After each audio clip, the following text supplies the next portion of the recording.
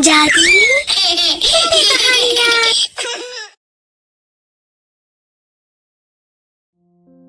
रात के 9 बज रहे थे। मीना अपना पेट पालने के लिए सिलाई कर रही थी। मीना की एक छोटी बहन भी थी, पूर्वी। मीना सिलाई करके जो पैसे कमाती थी उससे अपने घर का खर्चा चलाया करती थी। उनके गरीबी के दिन बड़ी मुश्किल से गुजर रहे थे और उधर राजमहल में रानी संयोगिता की बेटी मीरा की शादी की तैयारियां चल रही थी।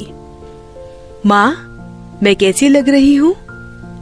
आहा, मेरी बेटी बहुत सुंदर लग रही है। माँ, आप मेरा दिल रखने के लिए तो नहीं कह रही? माँ, मुझे अपनी शादी में सबसे सुंदर लगना है। जानती हूँ, और तू बिल्कुल भी चिंता मत कर। और तुम शादी के दिन जो लहंगा पहनोगी उसे बनाने का आदेश मैंने दे दिया है। अच्छा, आपने किसको ये आदेश दिया है माँ?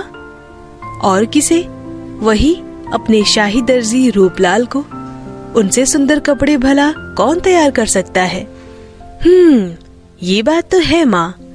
जहाँ एक तरफ राजमहल में राजकुमारी की शादी की तैयारियां चल रही थी, तो वहीं दूसरी तरफ मीना अपने हुनर को बस एक मौका मिलने का इंतजार कर रही थी। वहाँ पर एक रूपलाल नाम का एक दर्जी था। वो बहुत लालची था। रूपलाल राजमहल का शाही दर्जी था। राजकुमारी मीरा का लहंगा उसी के पास तैयार हो रहा था। अरे, ये क्या कर रहा है? मालिक, वो राजकुमारी जी के लहंगे में मोती लगा रहा हूँ। अरे, पागल हो गया है क्या? क्या करूं मैं तेरा? अच्छा, एक बात बता, यहाँ सबसे सुंदर कपड़े कौन बनाता है? आप मालिक। हाँ, तो अब ये बता कि मेरे अलावा राजकुमारी का लहंगा किसी और के पास बन सकता है क्या? ऐसा मुमकिन तो नहीं है मालिक। हाँ, तो फिर तू बस इतना कर कि फटाफट से इस लहंगे का काम खत्म कर। अभी रानी संयोगिता जी का लहंगा भी तो बनाना है। और सुन मेरी बात, ये इतने सारे मोती लगाने की जरूरत नहीं है इस लहंगे में। जितना कम सामान लगाएगा उतनी लागत कमाएगी ना, बैल बुद्धि कहीं के। पर इस लहंगे के लिए तो आपको ढेर सारी सोने की मुद्रा मिल रही है ना। और फिर ये लहंगा कोई आम लहंगा नहीं है, और राजकुमारी जी ये लहंगा अपनी शादी में पहनने वाली है। तो मैंने सोचा कि बस यही तो दिक्कत है। तू सोचता बहुत है। सोचने का काम मेरा है और तेरा काम यह है कि जैसा मैंने बोला वैसा कर। समझा या दूसरे तरीके से समझाऊं? अपने कारीगर मोहन को बुरी तरह से डांट कर रूपलाल वहां से चला गया। और तभी वहां मीना आई।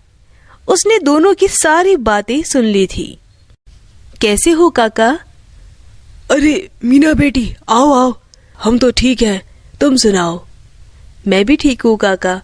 अब बस यहाँ से गुजर रही थी तो सोचा आपसे मिलकर चलूं।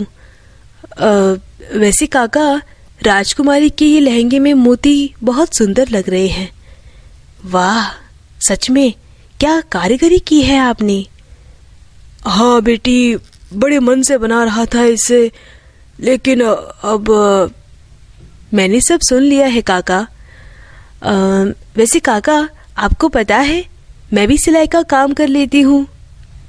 अच्छा, अरे वाह, तो क्या बना लेती हो? वैसे तो सब कुछ बना लेती हूँ, लेकिन कोई कुछ बनाने को देता ही नहीं मुझे। इस डर से कहीं मैं उनके कपड़े ना खराब कर दूं। बस कुछ लोग मेरे पास अपने कपड़े फिटिंग कराने के लिए आते हैं, रफू वगैरह भी कर देती हूँ। बस उतने में ही अपनी कलाकारी दिखाने की कोशिश करती हूँ। कोई बात नहीं बेटी, हिम्मत मत हारो। तुम देखना, एक दिन तुम्हारा भी समय आएगा। काश ऐसा ही हो, और काश मैं भी कभी राजकुमारी जी के लिए कुछ सिल पाऊं। अरे तो उसके लिए इंतजार किस बात का है? तुम अभी भी राजकुमारी जी के लिए लहंगा तैयार कर सकती हो। और क्या पता तुम्हारा लहंगा राजकुमारी जी को पसंद आ जाए और वो तुम्हें उसके बदले बड़ा इनाम भी दे दे। मोहन की बात सुनकर मीना को एक उम्मीद की किरण मिल गई। अगले दिन से वो राजकुमारी जी के लिए लहंगा बनाने के काम में लग गई। मीना ने उस लहंगे को सुंदर बनाने के लिए अपनी जमा पूंजी खर्च कर दी और पूरे 5 दिन तक लगातार मेहनत करने के बाद मीना ने एक बहुत ही सुंदर लहंगा बनाकर तैयार कर लिया। वो उस लहंगे को लेकर सीधे मोहन काका के पास गई और अपना बनाया लहंगा सबसे पहले मोहन को ही दिखाया। वाह वाह वाह बेटी वाह, सच में कमाल कर दिया तुमने। ऐसा डिजाइन तो कोई सपने में भी नहीं सोच सकता। वाकई तुम्हारे हाथों में गजब का हुनर है बेटी। मोहन से तारीफ पाने के बाद मीना का आत्मविश्वास बढ़ गया और फिर वो उस लहंगे को लेकर सीधे राजमहल पहुंची और रानी संयोगिता ने खुद उसका लहंगा देखा। क्या सच में तुमने इसे बनाया है? ये तो बहुत ही सुंदर है। आज तक हमने ऐसी सुंदर कारीगरी नहीं देखी और सिलाई का तरीका भी बहुत बढ़िया है तुम्हारा। ये लहंगा हम रख लेते हैं। अभी रूपलाल जी भी अपना बनाया लहंगा लेकर आने वाले हैं, तो राजकुमारी खुद ही तय करेंगी कि वो अपनी शादी पर कौन सा लहंगा पहनना पसंद करेंगी। मीना बहुत खुश थी, लेकिन दूसरी तरफ रूपलाल को मीना के राजमहल आने की खबर लग गई थी, तो अब वो शांत तो नहीं बैठ सकता था, उसे कुछ तो करना ही था।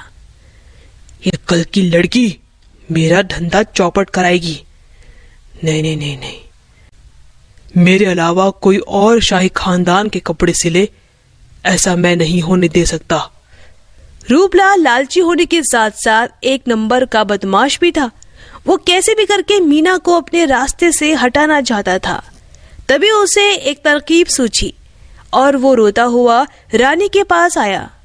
उस वक्त मीना भी वहीं पर थी। न्याय चाहिए रानी जी, मुझे न्याय चाहिए। अरे रूपलाल जी, क्या हुआ? आप रो क्यों रहे हैं? किसी ने मेरी दुकान से वो लहंगा चुरा लिया जो मैंने दिन रात मेहनत करके राजकुमारी जी के लिए बहुत खास बनाया था।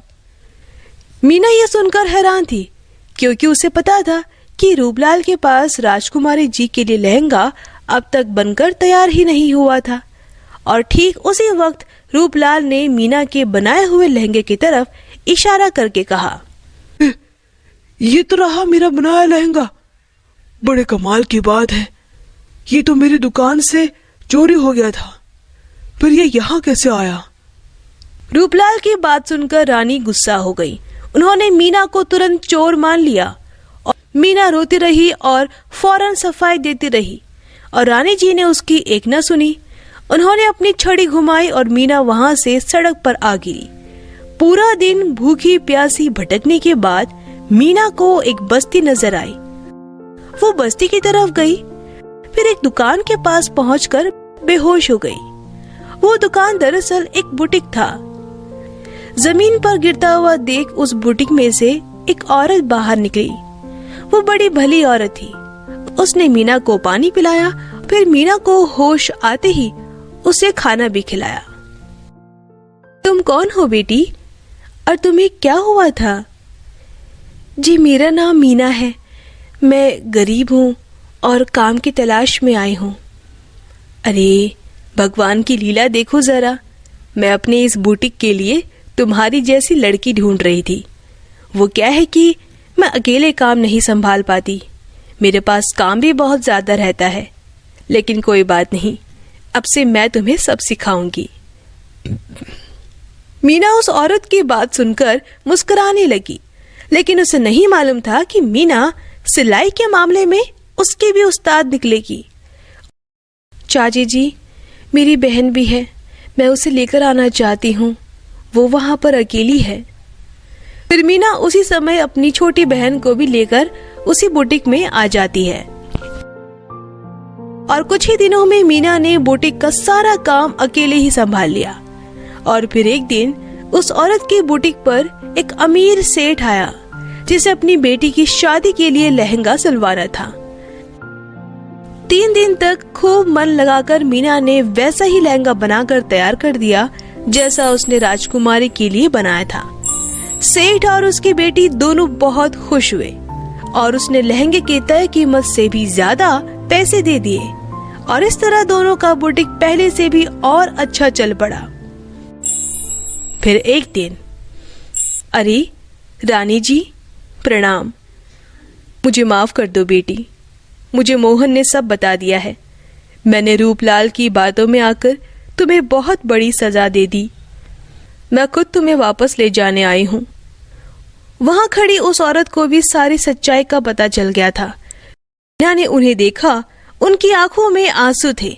फिर मीना ने कहा, मुझे क्षमा कीजिए रानी जी, वहां हमारा अपना कोई नहीं है, लेकिन यहाँ हमें हमारी माँ मिल गई है। मुझे उनके प्यार की और उन्हें हमारे सहारे की बहुत ज़रूरत है, इसीलिए मैं इन्हें छोड़कर कहीं नहीं जाना चाहती। ठीक है, जैसी तुम्हारी इच्छा, पर याद रखना तुम्हारे लिए हमारे दरवाजे हमेशा के लिए खुले रहेंगे।